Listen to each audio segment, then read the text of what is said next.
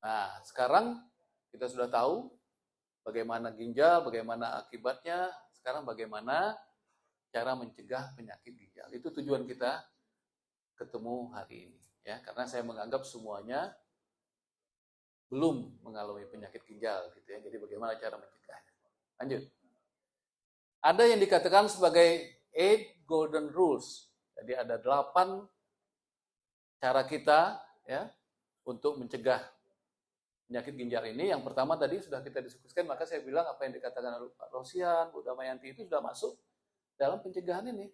Fit dan aktif. 2, kendalikan tingkat gula darah. Jadi yang belum diabetes, jangan sampai diabetes. Yang sudah dianugerahi diabetes, kendalikan gula darahnya. Lanjut, monitor tekanan darah. Yang sudah hipertensi, tolong kendalikan tekanan darahnya. Makan makanan sehat, kendalikan berat badan. Nanti saya lihatkan. Ya, terus jaga minum sehat yang cukup. Berapa banyak? Jangan merokok kecuali terpaksa. Kata Cak Lontong, berhenti merokok. Ini maksudnya berhenti dulu baru merokok gitu ya. Jangan minum obat-obatan dan sejenisnya tanpa pengawasan dokter. Dan yang terakhir, periksakan fungsi ginjal secara teratur. Tadi medical check up ya. Cukup urium, kreatinin, sistatin, dan protein. Lanjut. Nah, Kementerian Kesehatan punya 5 cara, ini bukan hanya untuk ginjal, tapi semua penyakit-penyakit kronis. Ya. Namanya cerdik. Hampir sama dengan yang tadi. Cek kesehatan secara rutin, enyahkan asap rokok, rajin aktivitas fisik, diet seimbang, istirahat cukup, dan kelola stres. Tadi kan dikatakan stres tadi Pak Iman ya. Nah itu, ini sangat penting. Lanjut. Nah ini olahraga yang dianjurkan.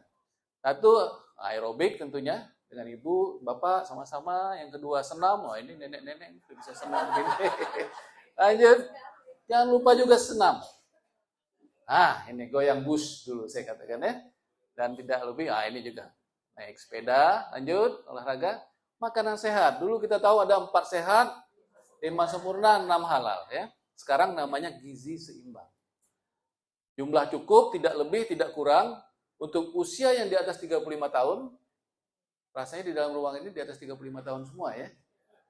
Itu kurangi lemak, kurangi garam, kurangi karbohidrat rantai pendek, banyak makan sayur dan buah, minum cukup 2-3 liter. Lanjut. Nah, mungkin tidak begitu jelas yang di belakang, tapi saya ingin ini angka kecukupan gizi kita. Slide. Nah, ini kira-kira saya sengaja 50-80 tahun. Kalori kita itu cukup 2000 ke bawah. Yang sangat penting di sini adalah garam. Garam kita hanya boleh 1300 gram. Itu kira-kira setengah sendok teh. Itu. Nah, ini kira-kira kalau piring yang paling banyak itu adalah sayur dan buahan, itu 50% dibandingkan dengan makanan pokok dan lauk. Nah, lanjut. Nah, ada lagi anjuran yang disebut sebagai GGL. Ini lebih sederhana. Gula, garam, lemak. Yang gula itu 4 sendok makan per orang per hari, lebih kurang 50 gram. Sedangkan yang garam, itu dikatakan kalau sendok makan, itu 1 sendok teh, lemak 5 sendok makan. Itu kira-kira gambarannya. Saya kasih contoh lagi, yuk lanjut. Mie goreng. Nah, nanti kita lihat. Mie goreng ini yang sangat bervariasi. Setiap hari kita makan rendang, makan mie celor semuanya, tapi mie gorengnya, gitu ya. Lanjut. Nah ini kandungan gizi dari sebungkus mie goreng. Kalau kita lihat di sini, garamnya sudah 1.500. Sudah habis jatah kita untuk makan garam yang lain. Karbohidrat lumayan, kalori masih 400 kalori. Lanjut. Jadi yang dianjurkan, kalau kita memang senang Indomie goreng, ya, ingin lebih sehat, tambahkan sayur. Tambah protein sehat, boleh telur, tahu, tempe, atau ayam panggang. Kurangi bumbu. Ini yang paling penting. Jadi bumbunya cukup setengah begitu. Kalau cara saya juga senang mie instan. Saya bertiga, di sana ada istri dan anak, 3, itu cukup, termasuk ART 1 orang, 4 orang, itu cukup sebungkus. Satu pagi untuk baunya baik gitu ya. Nasi kita tambahkan gitu ya. Nah, ini yang lebih istimewa lagi. Dekat kita kan pagi sore, Bu Damai harus makan nasi pagi sore ini, Bu. Ya, kita lihat ini pagi sore. Kita bandingkan dengan ini, untung masih ada daun ubinya di sini kan, biasanya tidak ada ini ya. Nah, ini kurang sekali kan dibandingkan di sini. Lanjut. Nah, 1000 kalori sudah ini, tinggal 600 lagi untuk nanti malam ya. Seratnya 5 sampai 8 gram, natriumnya 1500 juga. Jadi enak, dapat dibayangkan kalau nasi bungkus ini disarankan oleh ahli gizi, tolong jangan diberikan garam. Siapa yang mau makannya gitu ya. Dianjurkan, nah ini. Jadi jika kamu rutin makan nasi Padang, pertimbangkan untuk mengurangi kuah santan dan memilih lauk yang dipanggang atau direbus. Dan perbanyak sayuran rebusan untuk menyeimbangkan gizinya. Padahal biasanya kita tambahkan bumbu rendangnya gitu ya. Nah, itu tambah jadi dia. Baik, lanjut. Nah, sekarang berat badan. Tadi makanan ya. Kan berat badan. Tadi dikatakan kan lingkar perut semuanya Ibu ya, Bu Damai ya. Jadi idealnya ya, IMT itu adalah indeks massa tubuh itu 27,8, wanita 27,3, lanjut aja. Nah, ini kira-kira gambarnya. Nanti boleh diukur. IMT itu adalah berat badan bagi tinggi badan ya. Kali tinggi badan, artinya tinggi badan itu kuadrat ya. Tinggi badan kali tinggi badan ya. Jadi kalau kita beratnya 60, tingginya 170, jadi 60 kali 1,72 kali 1,72. Jadi saya selalu menganjurkan dengan pasien saya, tidak perlu susah Bu, kalau Ibu susah menurunkan berat badan, cukup tinggikan berat badan. Nah itu, jadi sampai deh IMT-nya pasti turun, karena dia pembaginya. Gitu ya. Yang susahnya itu meninggikan tinggi badan. Lanjut. Nah, ada yang tahu ini? Hah? Bapak yang 83 tadi tahu Ridwan Kamil gitu ya, Lanjut. Nah, saya tidak mengatakan bahwa yang sebelah kanan tidak lebih cantik dari yang sebelah kiri.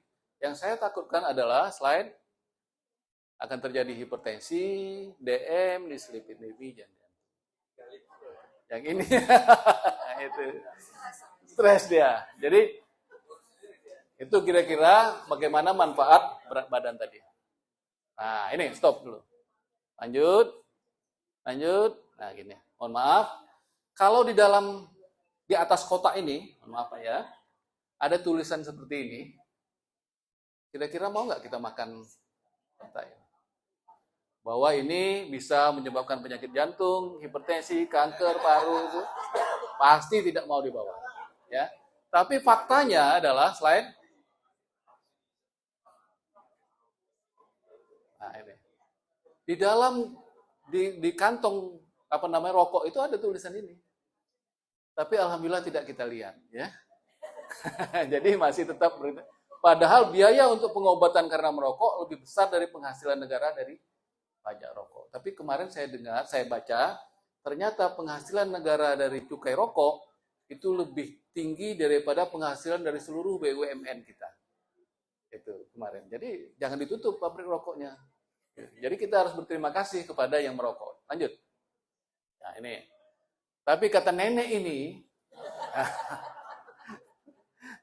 yang tidur di bawah rokok itu ya, walaupun saya merokok, umur saya 100 tahun lebih ini. Bahkan bisa naik haji tadi gitu kan, misalnya. Dokter yang ngomong tidak boleh merokok, sebentar lagi meninggal gitu kan. Itu. Padahal tembakau yang kita hisap itu lebih dari 4.000 zat kimia, dan lebih dari 250 racun yang bersifat karsinogenik. Dan ini baik perokok maupun perokok pasif. Lanjut. Nah, ini tadi kita bahas bersama, menghindari stres, nikmati pekerjaan, jangan mengerjakan sesuatu secara berlebihan. Bila tegang, olahraga ringan, teknik relaksasi tadi kita sudah bahas, meditasi, zikir, yoga, sisihkan waktu untuk hobi, mendalami agama contohnya, manajemen kalbu. Ya, lanjut. Nah, ini kalau kita di kantor, Bapak dan Ibu. Nah, ini kerjaan kita di kantor. Ini kalau sudah stres, ayo sini. Nah, ini kepala rombongannya yang ini. Ah, ini.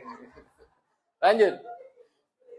Nah, lanjutnya sekarang istirahat tadi kita tentu sama-sama mengetahui cukup 6 sampai 8 jam per hari.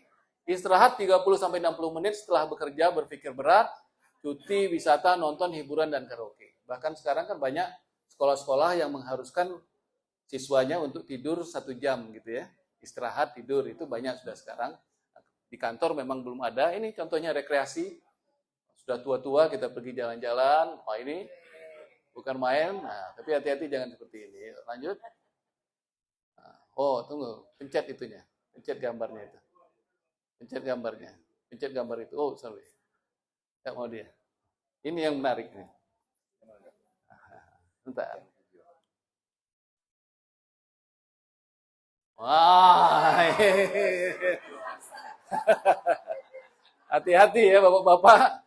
Naik mobil besar itu. Lanjut. Nah, sekarang masalah marah. Kita ini kan kadang emosi ya, semakin tua kadang-kadang semakin marah. Sebetulnya konsepnya, lanjut, tidak boleh marah. Karena marah bisa menyebabkan hipertensi, sakit jantung, dan yang lain-lain. Tapi tidak boleh menahan marah. Jadi marah tidak boleh, menahan marah juga tidak boleh.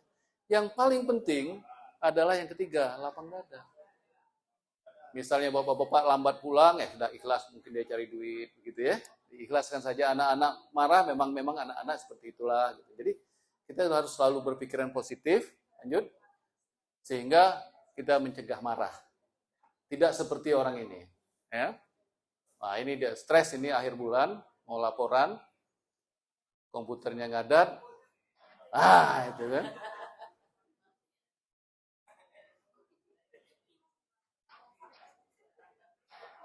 Nah, ini sebentar lagi dia ke Caritas ini. Dekat sini. Lanjut. Nah, ini. Oh ya ke Hermina ya. Nanti. Nah, sekarang kencing. Kencing sedikit ya. Jangan menahan kencing, jangan cebok dengan air sembarangan. Ini terutama untuk ibu-ibu, biasanya kalau kita tur, hati-hati. Sekarang sudah banyak air mineral kan, kita bawa aja itu untuk cebok. Khusus wanita, perhatikan teknik cebok. Jangan bolak-balik, harus dari depan ke belakang gitu. Ya, yang sering kan bolak-balik begini, akhirnya dari tinja itu ada kuman di situ, kalau dia ke depan dia akan menjadi infeksi. Lanjut. Nah, ini saudara tua ini lebih bagus. Nah, jadi saya pernah baca mengenai terapi urin. Mungkin ada yang pernah dengar ya. Jadi saya dulu mungkin tahun 2000, sudah cukup lama. Saya naik bus dari sini ke Jakarta, ada ibu-ibu di sebelah saya ngobrol. Saya biasa minum urin saya 1 gelas pagi hari. Jadi saya bilang, bau nggak Bu? Tergantung apa yang kita minum. Kalau kita makan pete ya bau gitu ya. Jadi kita dosa. Dan saya merasa sehat. Dikatakan. Akhirnya saya coba baca literatur bagaimana manfaat urin ini. Kalau dalam ilmu yang awam, banyak keterangan-keterangan tentang itu, bahwa di situ banyak mengandung zat imun yang bisa membaik tubuh semuanya. Jadi banyak yang melakukan terapi urin, tapi itu bukan terapi yang definitif.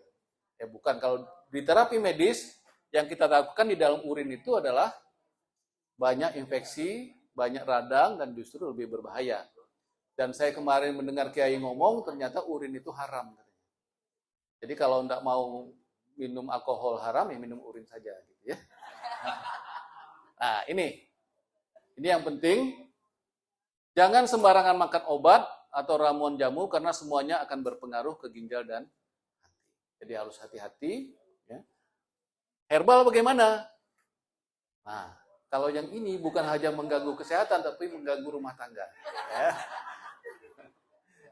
Nah, satu lagi, ini terakhir mungkin, sebelum obat-obatan, jangan lupa bersedekah. Tadi Bu Damayanti ngomong, saya tip ini. Nah, ini saya akan gambarkan, lanjut. Ini kebetulan ada sponsornya. Ini Bu Damayanti, ini pesantren tertua di Sumatera Selatan. Tahun 1932 di OI sana, di daerah Sri Bandung, mungkin ada yang tahu atau yang tidak. Ada ya. Nah, itu Dan karena sudah begitu tuanya, kemarin satu madrasahnya, satu ruangan madrasah ibtidaiyah, dia sampai aliyah di sana sampai SMA, ini roboh. Jadi dia bilang tolong disampaikan Pak Dokter, kalau dokter-dokter ngomong, atau sudah nyampaikan gitu ya. Siapa tahu yang mau nyumbang,